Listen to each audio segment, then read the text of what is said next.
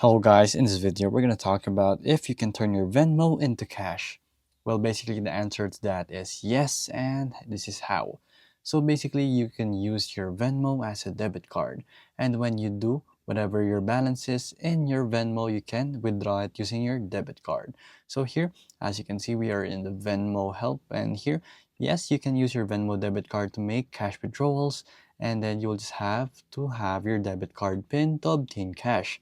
So from there, you want to go here in Venmo.com, and then here, Venmo debit card. You can scan the code right here if you want to get started. You can just pause this video and you can record this and actually scan this code right here. So basically, you can use that, whatever is in your Venmo account, and then you can withdraw it. And then here, as you can see, you can even earn cashbacks, pay faster with your phone, and enjoy ATM access with your own Venmo. It's just that simple.